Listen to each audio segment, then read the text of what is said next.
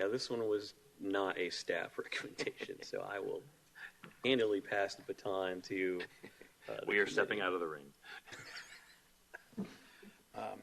So elimination of the Board of Ethics, a long-standing tradition of the city. Who would like to talk about why that's a good position or a bad position or what we want to do?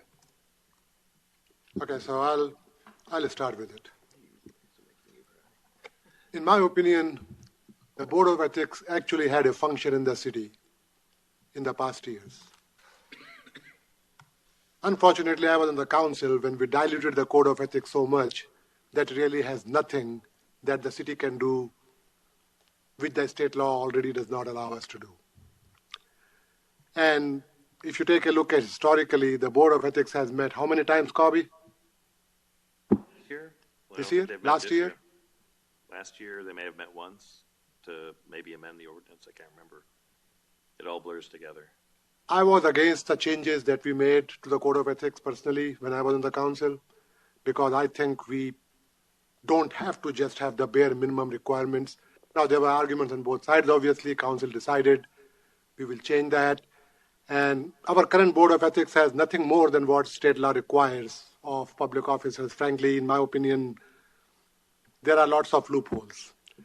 And even if we have a Board of Ethics, I don't know what can they enforce. I mean, I don't want to get into a specific example in the past where I think it was an ethics violation, but we chose not to enforce it or could not enforce it.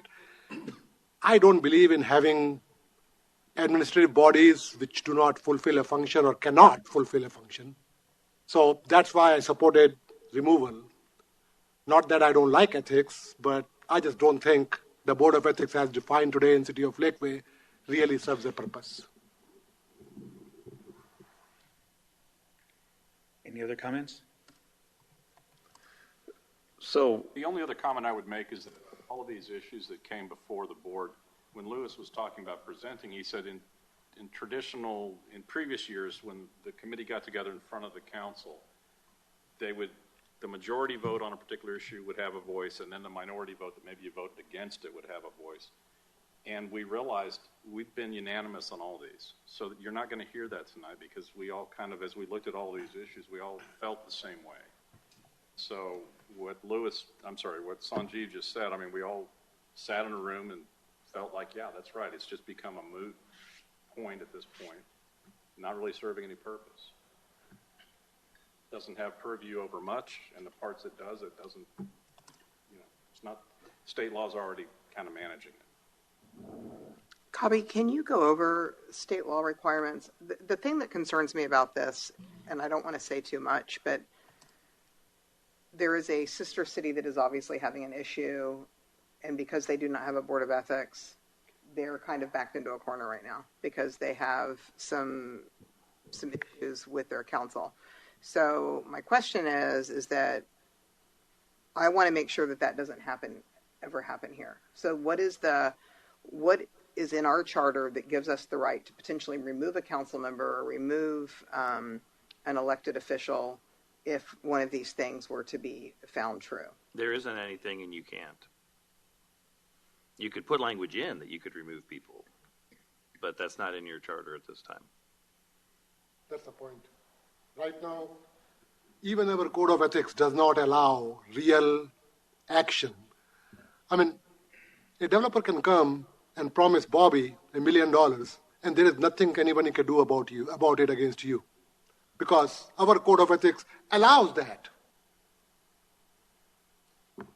Our Code of Ethics does not really protect us from anything right now, in my opinion.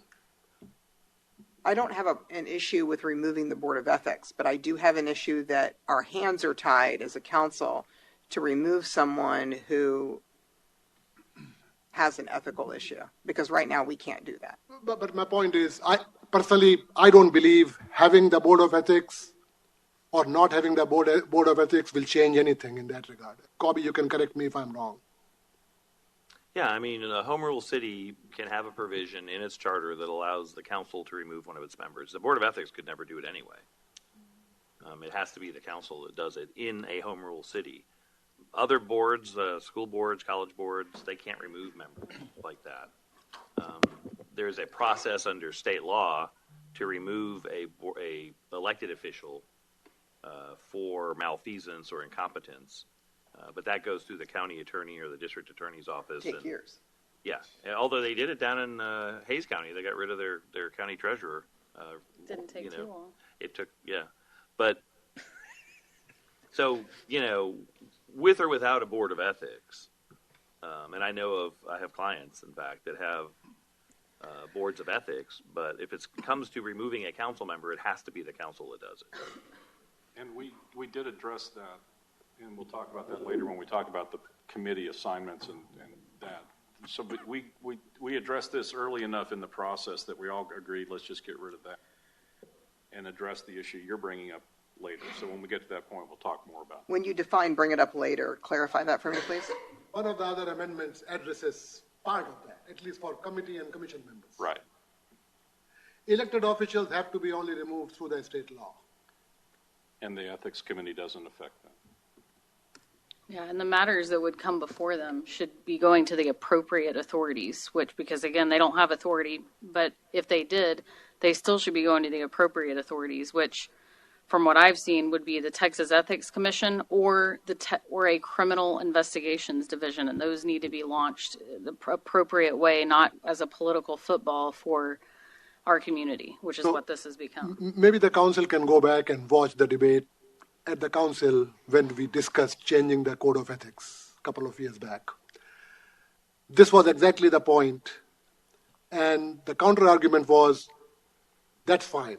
State law allows it. We have Texas Board of Ethics Commission. They can take action. You can go to the AG's office. You can go to the DA's office, and you can do all these things.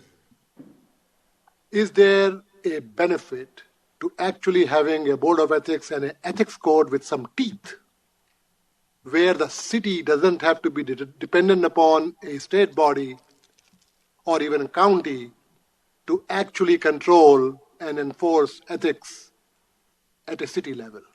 That was the argument. And I was in support of that, where I wanted to make our code of ethics even more stringent and actually enforce it at the city level. Because then the city itself can enforce ethical behavior in the employees. But the argument became what is to be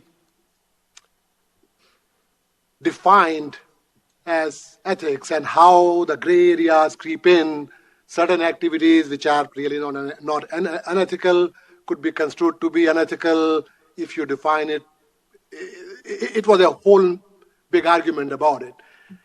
Final result, in my opinion, is we really don't have anything which we do different than what we would be doing if we had no code of ethics and no ethics commission. Now, All of that predated this committee's formation. Yes. Okay. Yes. Let's put that timeline together. None of that 2 years conversation. back, that's what I said. None of that conversation came into this group. By the time we got it, it's. This is what it was. It's an unnecessary committee. It just needs to go away. Okay. That's the recommendation. Yeah, You can decide. I understand your point. I just, I think that's something the council will have to chew over, because I think making that argument to thousands of voters is extremely difficult, as opposed to having somebody in the back row stand up and say, why don't you just do your job and fix the code of ethics and hold our commissioners and committee members to a higher standard. It would be worse than trying to get rid of the treasurer position. I understand that. It's because you have made a completely valid charter point and given us quite the political football to handle. So that's just how we might want to choose that. But I do think I understand the point of where we are now versus how things have changed. I also think that it's a long downhill putt on a Sunday afternoon at Augusta to win. So it's okay. So other questions or comments? Will we move on to the next one?